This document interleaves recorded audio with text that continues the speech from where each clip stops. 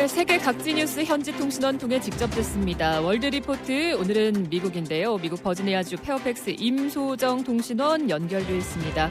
안녕하십니까? 네, 안녕하세요. 예, 불과 한 보름 전이었습니다.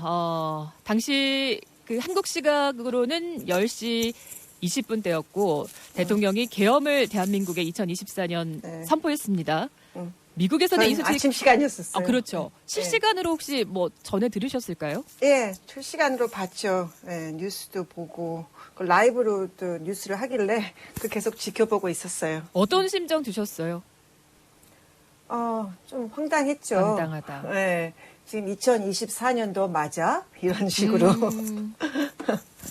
워싱턴에서도 또 한인들이 탄핵 집회를 연다고 그러고 교민들 맞습니다. 반응도 이제는 좀 뭐 정리도 되었겠습니다만 일단 탄핵 소추안이 가결이 돼서 그동안 어땠습니까? 여론이. 좀 여론도 시끄러웠고 또 이제 뭐 미국 정부에서도 그러니까 미국 뉴스도 이런 것 때문에 많이 있었잖아요. 예. 그리고 또 그날도 제가 미국 분들하고 모임이 있었어요.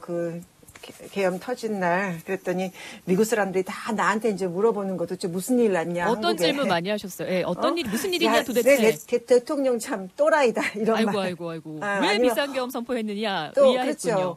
어떤 사람들은 참 멋있다 한 사람도 있었고 진짜요. 여러 가지 반응이 있었어요. 네. 자, 그럼 바이든 정부와 미국 정가에서는 이 문제에 대해서 어떤 좀 진단을 하고 내놓고 있던가요? 의견을? 뭐 며칠 전에 미 국무부 브리핑에서도 대변인이 말한 것처럼 예. 미국과 대한민국 간의 동맹 관계는 별 큰 변화가 없을 거라고 말을 했어요. 예. 근데 이제 물론 여기 미국도 이제 곧 정권이 바뀌니까 그때는 또 어떻게 바뀔 수도 있을 거라는 말도 있지만 한미 동맹은 단지 대통령들 간의 동맹이 아니고 정부들 간의 동맹이자 국민들 간의 동맹이니까 미국에서는 동맹에 대한 약속을 확고히 유지할 거라고 합니다. 대통령 간의 그 사람 대 사람의 동맹은 아니다. 네. 그죠? 어떻게 보면 맞습니다. 국가와 국가의 동맹에는 이 공고함이 변함이 없지만 다만 이제 민주적인 질서 회복이라든가 그렇죠. 민주 시스템 이런 걸 강조했죠. 네, 그렇죠. 예. 근데 또 이제 미국도 또 이제 그 트럼프 대통령 이제 취임을 하지 않습니까? 예, 그러니까는 그것도 어떻게 될지 모르겠는데 희한한 거는 꼭 트럼프가 대통령이 될 때마다 한국의 대통령 탄핵이 생기네요. 그러게요. 예, 평행이론이다 그러니까. 뭐 이런 이야기도 예. 나오고 있던데. 그리고 또 이런 거는 또 이제 어떤 약간 흥미로운 이제 의견인데, 예. 그 트럼프와 윤 대통령의 비슷한 점을 이야기하는 여론이 많습니다. 두 사람 다 정치 경험 없이 처음으로 대통령이 됐고, 그리고 간신히 됐죠, 둘 다.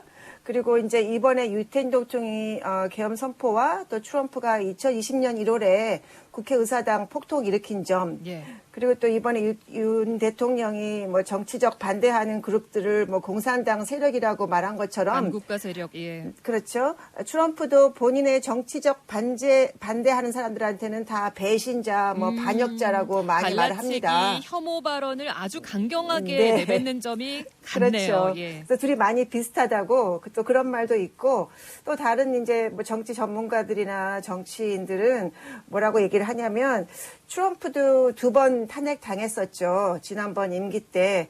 그랬는데 단지 상원에서 통과가 되지 않아서 임기를 마치기는 했지만 이제 그 당시 민주당은 미국 역사상 굉장히 빨리 탄핵 그 재판을 진행을 했어요. 예.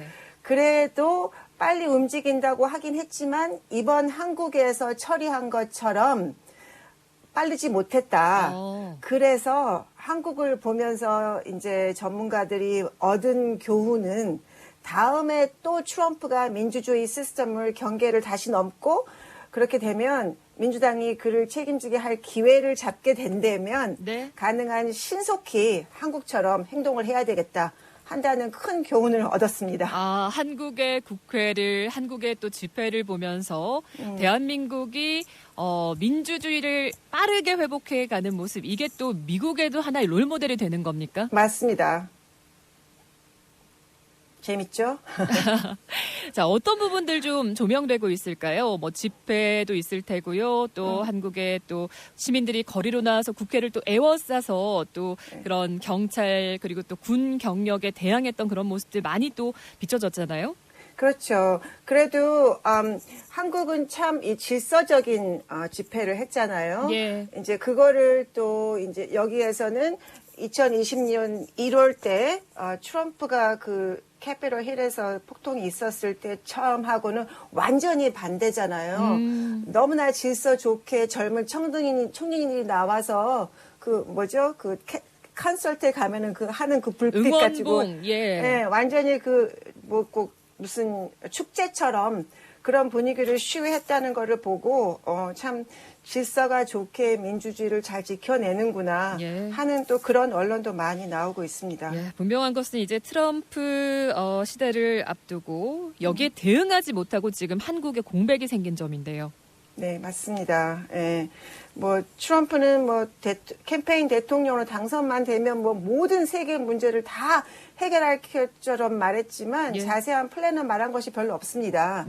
그리고 지난번 2017년 맞았던 임기 때보다는 세상이 훨씬 더 어수선하죠. 지금은 그렇네요. 예. 뭐 이스라엘과 팔레스타인, 뭐 우크라이나, 러시아, 뭐 중국이 계속 타이완을 넘보고 있고.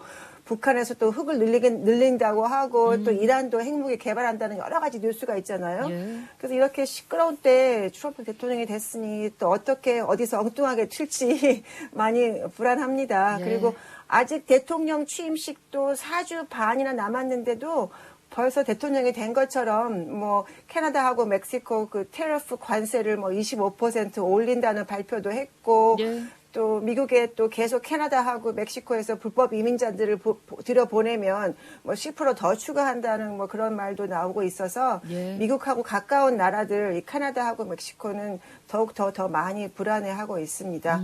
그래도 미국 시민들은 이제 주식 시장이나 또 코인 이 마켓이 계속 오르고 있으니까 예. 트럼프 지지자들은 미국의 경제가 다시 돌아올 것이라고 또 그런 큰 기대를 하고 있습니다. 한국 경제에 대해서는 좀 어떻게 미국에서는 좀 진단하고 있을까요?